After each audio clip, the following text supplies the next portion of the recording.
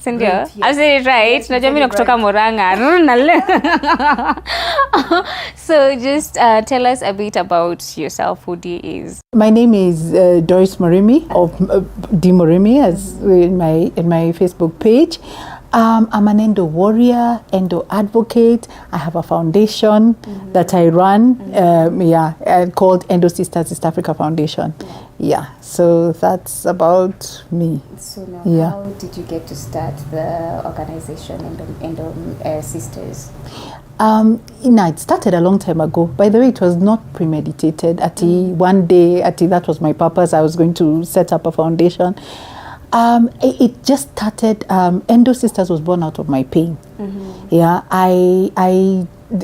from as far as I can remember, when I was about 12, 13, when I first started my period, and I really looked forward to having a period because all the girls in my class, by the way, in primary, had all started. Me, I went to starting almost in high school, so I was really looking forward to starting my period.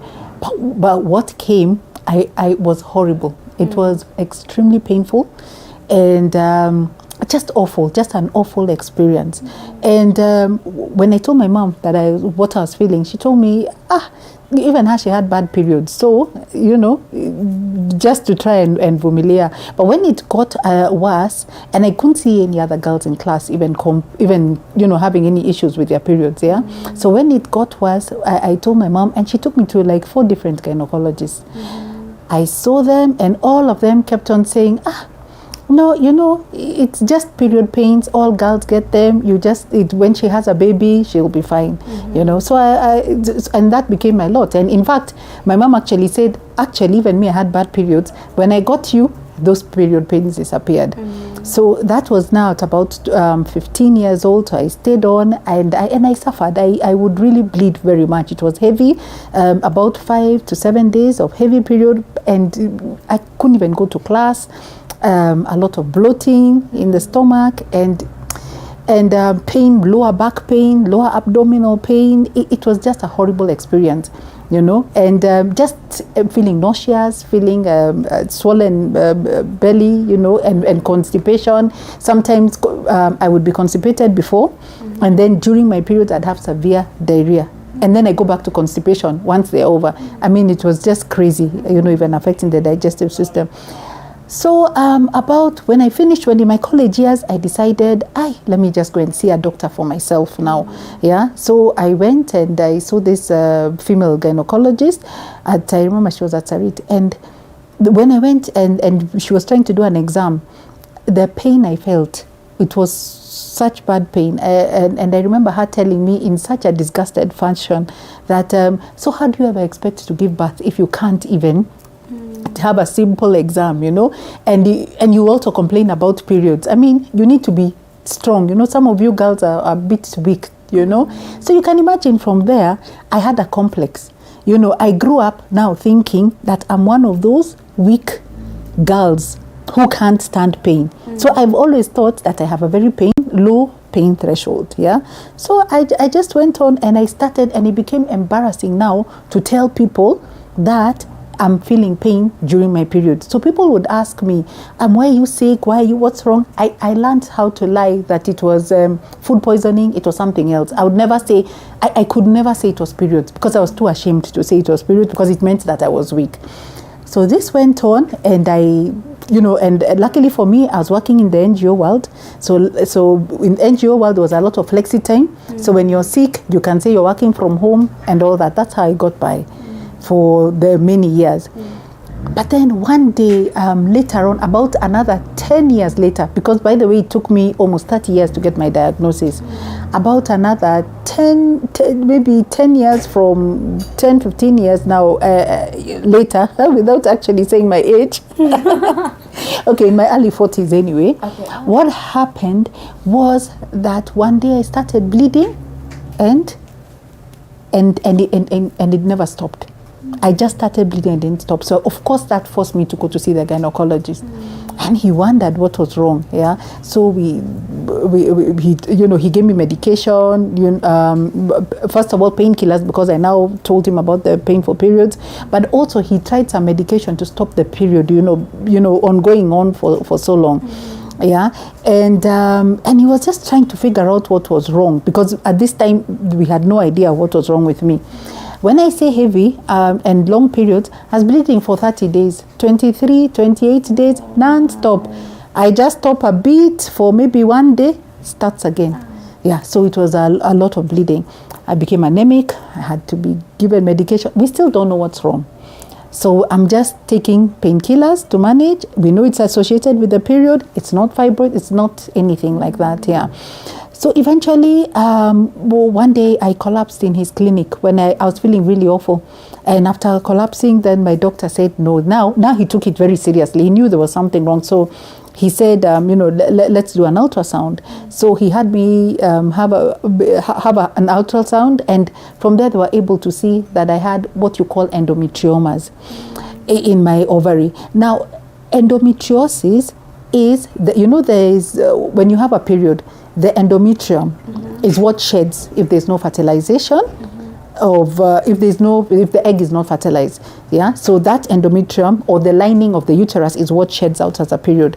Now, lining similar to that found in the uterus or the endometrium is found outside the uterus. That is what endometriosis is.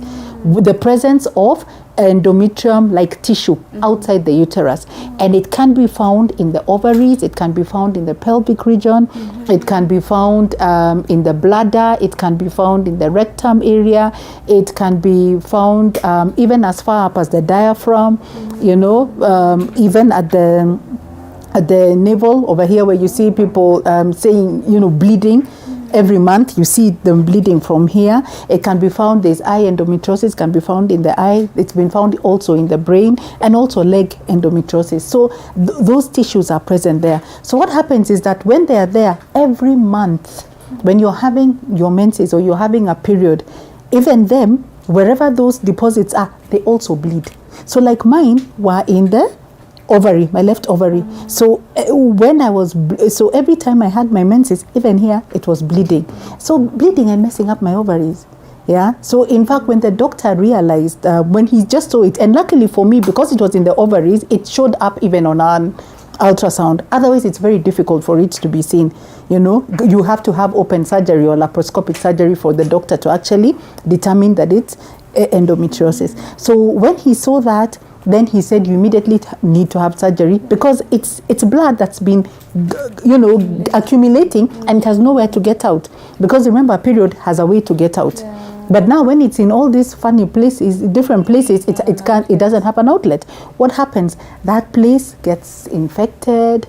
That place now starts, it becomes, like if it's in the ovaries, for example, it's supposed to be an area where it's not, that liquid is not supposed to be there. So obviously it damages the ovaries. So it causes a lot of havoc. And for people who it's further up, even in the diaphragm, even in the lungs, you can imagine every month, when you start bleeding, you can't breathe.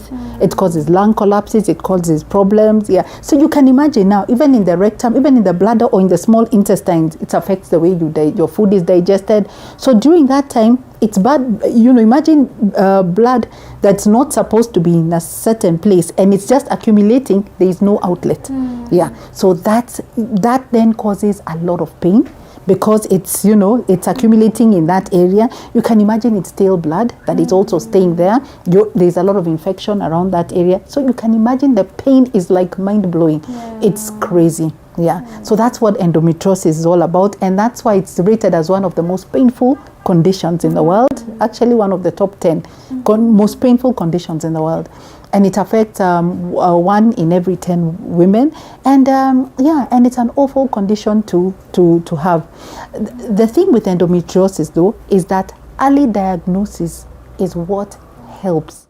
So with early diagnosis, at least there is some hope, for a better quality of life, because you can be put on painkillers, for example, even just to manage, but even hormonal medication, which will help manage the hormones, because endometriosis is an estrogen dependent disease. In the body we have progesterone and estrogen. So when estrogen is high, it creates the environment for endometriosis also to grow. So just giving you like the pill, a balance, something to balance the hormones also also helps in managing the progression of endometriosis, and also other things, other drugs, GnRH drugs, and as well as surgeries, diet, issues of diet, inflammation, anti-inflammatory diet, things like that. Yeah. Talking about diet, I think you can, as we continue to talk about now, for you, the late stage of now realizing that you have endometriosis,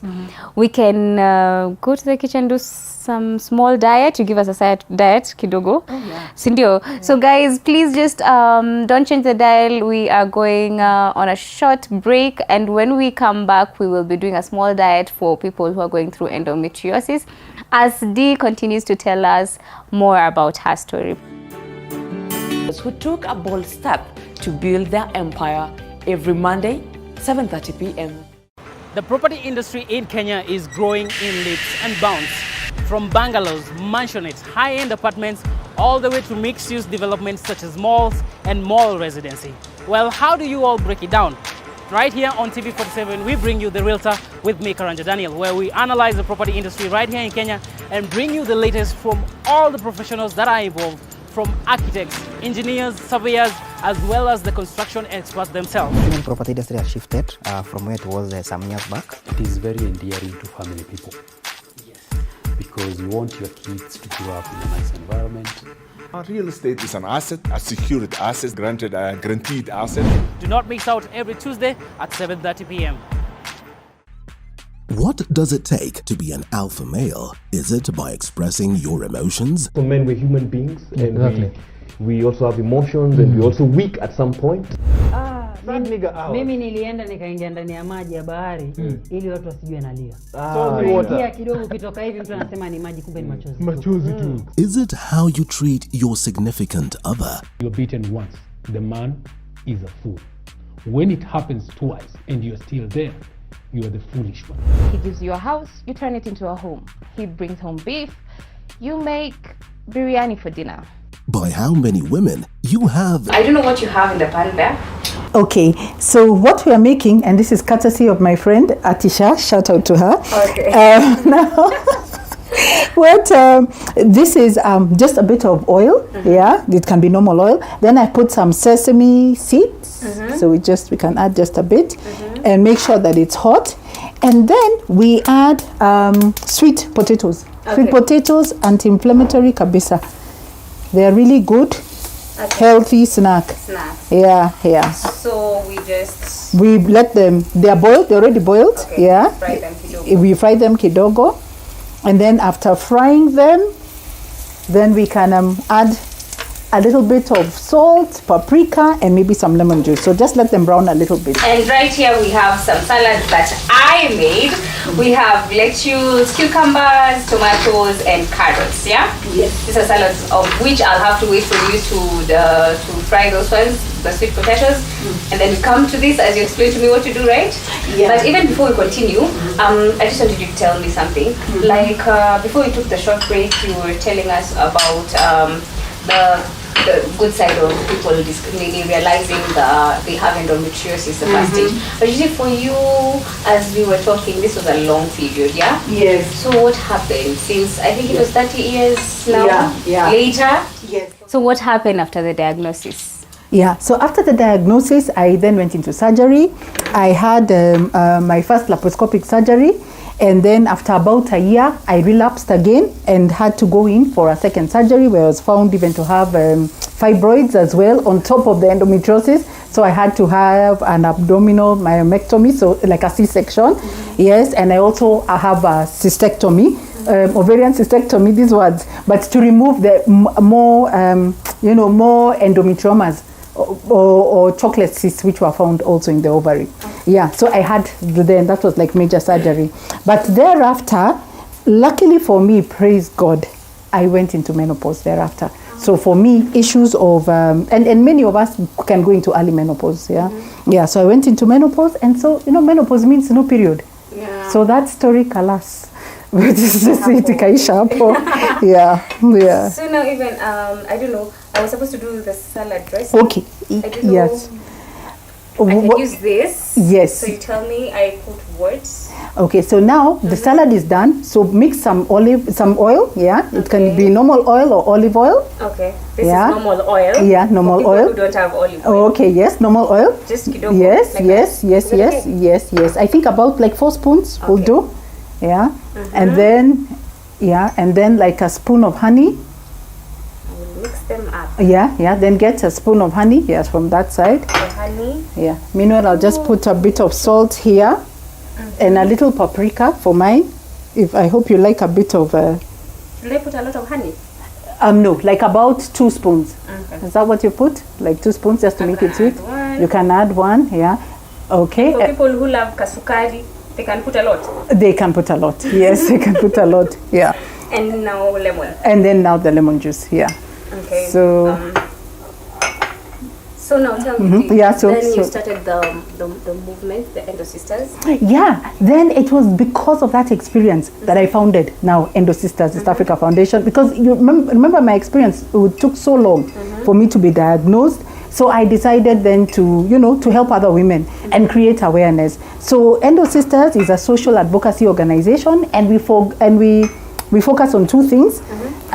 One is, let me just add a bit of lemon also, just to add some taste to this. Yeah, and we focus on community awareness activities as well as social justice for endometriosis awareness. Okay. So those are the 2 main things we do. Nice. And then now we have this book. You have written a lovely book. Yes, I have. About giving awareness on endometriosis, and menstrual disorders, Yes.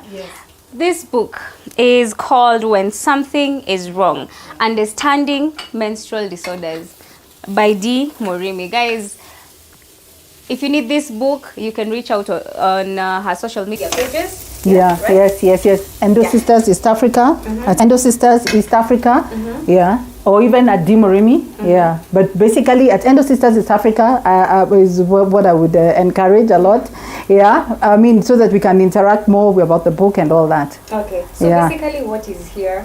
Yeah, now this book is a one-stop book for adolescents. In fact, it starts for adolescents now, for when a girl first starts her period. And it's not just for girls, even boys. Men need to know, be aware of what's going on, So it's about just that, when something is wrong with your period, when you suspect something is wrong. So this book talks about all the when something is wrong episodes, like such as it highlights endometriosis, it highlights fibroids, it highlights other menstrual disorders, like I'm even forgetting them. PCOS, so it talks about all those kind of disorders, and it gives live examples. And then the story is also told in a very nice format. It's an engaging story. It's like a story. It's not like a scientific, like biology. Okay, so guys, get this book, parents, aunties, uncles, teenagers, everybody, just get this book, get to be aware about what happens in a teenage's life. Yes. So now diet, inflammatory diet, So now you can, I just stir it completely, stir it completely. Did you put you put the lemon? Yeah. All right. So you can just drizzle it over. Just a minute. And then basically what we have is you've garnished it with coriander. With the coriander, and then exactly just like that. You can sprinkle it all over. I'll get out some forks. There. And you can have a taste and see whether you like it. Yes. But this is really just your typical sweet potatoes with sesame seeds, a bit of the garnished with dhania or coriander, paprika if you like it hot. If you don't like it hot, leave the paprika out, and a bit of salt and lemon juice, and it's a wonderful snack. And healthy basically too. What I love about this is that it's not only a diet for people with endometriosis, but also other people. Yes. There's some other sickness that need this. So guys, this is basically a diet that you should look out for. Look at it. And then another thing, guys, we have the yellow nails movement campaign. And guys, this is an awareness for the endo warriors. If you want to be part of this, kindly just do your nails. Just apply yellow nail polish. And then tag me on social media, Joy Rongo or Lady CLC, or tag. Okay, at Endo Sisters East Africa. Yeah. Tag that the image with a lot of likes and a lot of comments. Guess what? We're going to give you a book. We're going to give you this book. Just remember, just do your nails yellow. Tag me, tag Lady CLC, tag the at Endo Sisters. At EA. EA. And then comment something, just say something. Say something about endometriosis, and we use the yellow color because yellow is the endometriosis color, and yellow represents hope, happiness, and positivity. So when you paint your nails yellow, just Google something on endometriosis. Say like it affects 1 in 10 women in the world, and post that and tag us and. Bye guys, thank you for tuning in to Night In with Joy Rongo. Remember, I've been your host Joy Rongo, and the show is every Saturday at 8:30 p.m. on TV 47. Remember, you can reach us on our social media handles, Lady CLC or Joy Rongo, and you can also reach D on at D MURIMI as well on Facebook or even Instagram, or even on the Endo Sisters platform as well. Guys, let's go get awareness on endometriosis. Help a sister, help the other person, and let's conquer this thing. Till next time, goodbye.